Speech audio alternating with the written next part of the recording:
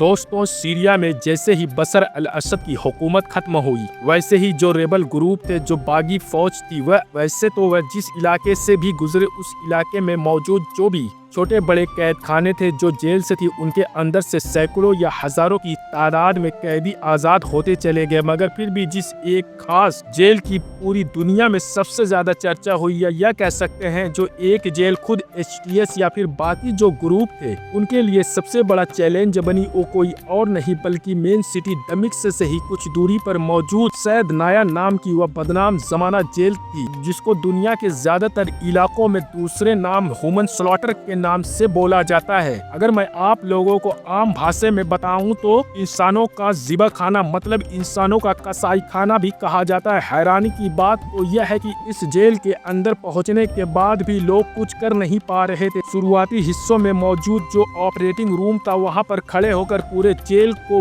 देखा जा सकता था, क्योंकि जितने भी CCTV कैमरे लगे हुए थे वे सब यहीं से कंट्रोल हो रहे थे। टीवी में सारे बैरक को दिखाया जा रहा था, सारे कैदियों को देखा जा सकता था कि वह क्या कर रहे हैं, उनकी एक्टिविटी क्या है, वह किस हाल में है। मगर आखिर ये लोग कहां पर हैं, इस बात का पता नहीं चल पा रहा था। लाख कोशिश के बावजूद भी इस बात का सुराग नहीं लगाया जा सकता था कि इन तक पहुंचने का रास्ता कहां है, इन लोगों का ठिकाना कहां पर है। अब क्योंकि बशर अल असद की हुकूमत में इस जेल के अंदर काम करने वाले लोग या इस जेल से जुड़े हुए लोग तो पहले ही भाग चुके थे, इसीलिए जब बात नहीं बनी तो HTS की तरफ से ये ऐलान भी किया गया कि अगर कोई भी पुराना यहाँ पर इंसान जो आकर काम किया हो या इससे जुड़ा कोई भी इंफॉर्मेशन देता है, मतलब इन कैदियों तक पहुँचने में किसी भी तरह की कोई मदद करता है, तो उसको कुछ नहीं किया जाएगा बल्कि एक बड़ी रकम इनाम के तौर पर दी जाएगी। बड़ा इनाम घोषित करने के बावजूद भी कोई भी यहाँ पर किसी तरह की मदद के लिए नहीं आया। आखिरकार क्रैकडाउन शुरू किया गया, मतलब ढूंढ ढूंढ कर ऐसे लोगों को गिरफ्तार किया गया जिन्होंने किसी भी तरीके से इस जेल के अंदर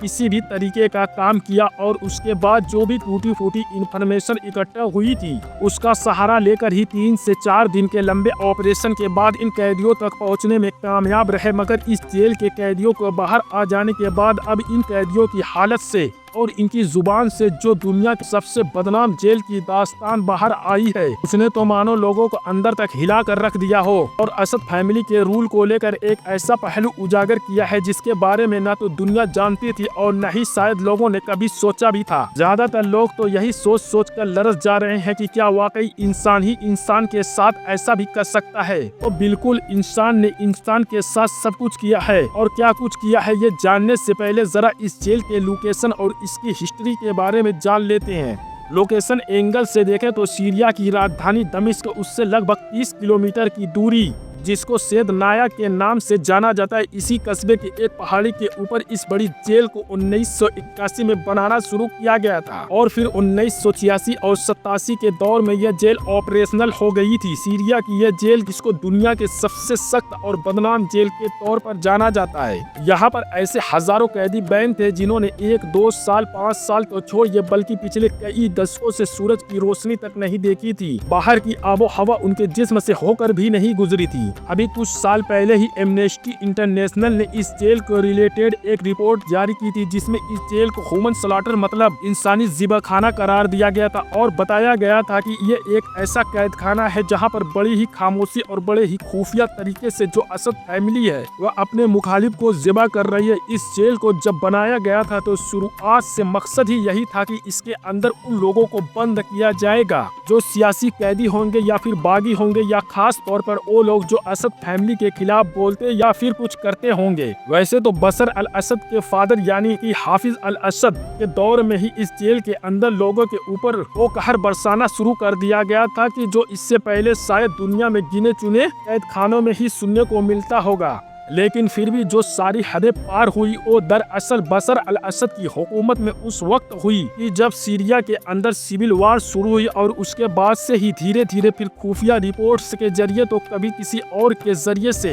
दुनिया के सामने इस जेल का नाम आना शुरू हो गया। इस जेल के अंदर लंबे वक्त से कैद रहने वाले कैदियों में ज्यादातर वो है जिनको बिना किसी ट्रायल, इवन बिना किसी रौब के ही बंद किया गया, मतलब उनकी खुद की फैमिली को भी नहीं पता है कि उनके अपने किसी जेल जेल में बंद है, बल्कि वो तो उनको शायद मरा हुआ गुमनाम कर चुके हैं। टॉर्चर करने का मामला तो पूछिए ही मत, क्योंकि कोई ऐसा तरीका ही नहीं है जिसको छोड़ा गया हो। बिजली के झटके हो, प्यासा रखना हो, लंबे वक्त तक तन्हाई और अंधेरे में रखना हो, बुरे तरीके से मारना पीटना, इवन दिमागी तौर पर टॉर्चर करना हो, सब कुछ किया जाता था। रिपोर्ट तो यहाँ तक भी दावा करती है कि यहाँ पर मर्द और औरत को दोनों को ही जिनसी ज्यादतियों का भी निशाना बनाया जाता था। और कुछ रिपोर्ट्स में ये भी बताया गया है कि किसी किसी को लोहे की सलाखों के बीच में रखकर उसकी बॉडी को कुचल दिया जाता था। इस पूरे लंबे पीरियड में ही लगातार अंदर रहने वाले कैदियों को मौत की सजा भी दी जाती थी और सजा देने के लिए फांसी के अलावा अलग अलग तरीकों को भी अपनाया जाता था। दावा ये भी किया जा रहा है कि मौत की सजा देने के बाद बहुत सारे कैदियों की जो बॉडी हुआ करती थी उनको मशीनों में डालकर इस तरीके से कुचल दिया जाता था कि जिसमें वह बॉडी बिल्कुल छोटी सी हो जाती थी।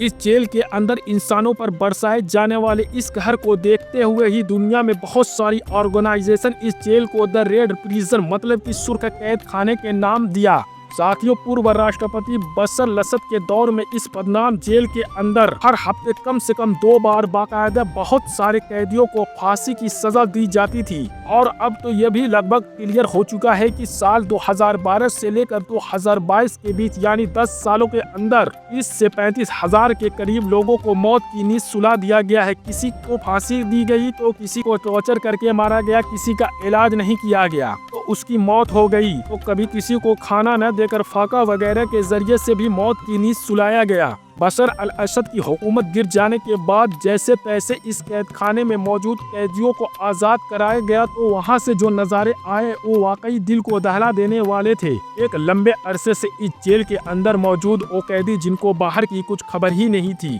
उन्होंने जब अपने आप को आज़ाद होता हुआ देखा तो वह खुश होने के बजाय कंफ्यूज नजर आए। मतलब उनको समझ में भी नहीं आ रहा था कि यह सब कुछ हो क्या रहा है। कोई हंस रहा था तो कोई रो रहा था, कोई टॉर्चर की वजह से ऑलरेडी इतना ज्यादा शौक में जा चुका था कि बस वह लोगों की शक्ल देख रहा था और उनको समझाने और उनके बात करने के बावजूद भी वह उनसे कुछ बोल ही नहीं पा रहा था। एक कैदी ने तो मीडिया को कसम खाते हुए बताया कि उसके साथ 54 और लोग जो कि आज मौत की सजा दी जानी थी, मतलब अगर बशर अल असद की हुकूमत नहीं गिरती तो आज के दिन तय यह लोग हमको यहाँ छुड़ाने तक नहीं आ पाते तो हम लोग यकीनन जिंदा नहीं होते। जबकि एक कैदी ऐसा भी मिला जिसको जब कैद किया गया था तो वह एक लड़का था और आज लगभग बूढ़ा होने को है। और सबसे ज्यादा हैरान कर देने वाला मंजर तो वो था कि जब एक 3 साल से कम उम्र का बच्चा आज़ाद होकर अपनी जेल की कोठरी से निकला और इधर उधर भाग रहे लोगों को बस अपनी हैरत भरी निगाहों से देख रहा था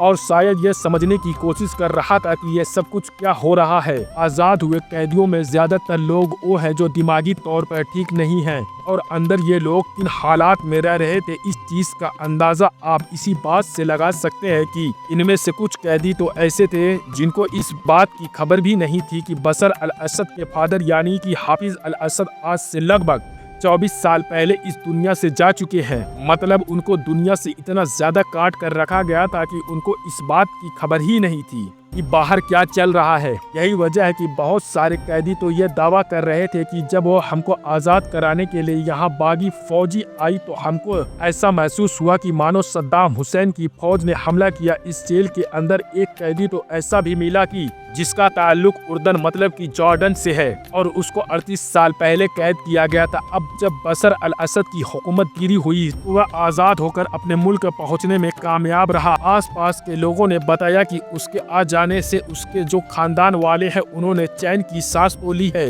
लेकिन उसके आने से पहले ही एक लंबी मुद्दत तक उसकी फैमिली के ज्यादातर लोग उसका इंतजार करते करते दुनिया से जा चुके हैं। इस इंसान का नाम उसामा बशीर हसन बताया जा रहा है। 1986 में जब जॉर्डन के इस इंसान की उम्र लगभग 18 साल की रही होगी तब इसके घर वालों ने यह खबर दी थी कि याददाश्त की कमजोरी की वजह से यह इंसान कहीं गुम हो गया। लेकिन तब से लेकर अब तक लगातार यह सीरिया की जेल में कैद था और अब जब बशर अल असद की हुकूमत गिरी और यहाँ के कैदी आज़ाद हुए तब फाइनली इस इंसान को अपने खानदान वालों से मिलवा दिया गया। याद रहे दोस्तों कि बहुत सारी इंटरनेशनल ऑर्गेनाइजेशन बशर अल असद के ऊपर पहले से ही यह इल्जाम लगाती आई है कि बशर अल असद ने अपने हुकूमत को बनाए रखने के लिए और अपने मुखालिफ पर क्रैक डाउन करने के लिए जो कैद खाने बना रखे हैं वह दरअसल कोई आम जेल नहीं, कोई आम कैद खाने नहीं, बल्कि इंसानों पर जुल्म और सितम करने के वो ठिकाने हैं कि जिनको इंसानों का ज़िबा खाना, इंसानों का कसाई खाना कहा जाए तो गलत नहीं होगा। हालांकि बशर अल असद की हुकूमत भी अपने ऊपर लगभग इन सारे इल्जामों को बेबुनियाद करार देती थी। साथ ही साथ ऐसी किसी भी इंटरनेशनल ऑर्गेनाइजेशन को अपने यहाँ पर आने की इजाजत भी नहीं देती थी जो जांच पड़ताल के लिए यहाँ पर आना चाहती थी। जब हुकूमत गिर चुकी है तो कैद खाने से बाहर आ चुके हैं और महसूस होता है कि वह सारे इल्जाम शायद रियलिटी से बहुत दूर नहीं थे। और हैरानी की बात तो यह है कि अभी भी ये दावा किया जा रहा है कि मुमकिन है बहुत सारे कैद खाने, बहुत सारी जेल से जो अंडरग्राउंड मौजूद हो उन तक लोग पहुंच ही न सके हों, इसीलिए उस ऑपरेशन को अभी भी बंद नहीं किया गया है जिस ऑपरेशन के तहत इन खुफिया कैद खानों को ढूंढा जा रहा है। फिलहाल दोस्तों आज की अपनी वीडियो को भी हम यहीं पर खत्म करते हैं। वीडियो अगर इन्फॉर्मेशन लगी हो तो लाइक करने के साथ साथ अपने दोस्तों के साथ जरूर शेयर करें और ऐसे ही नॉलेजेबल और हिस्टोरिकल वीडियो हमेशा देखने के लिए हमारे इस चैनल को सब्सक्राइब करने के साथ साथ बेल आइकन को जरूर प्रेस करें।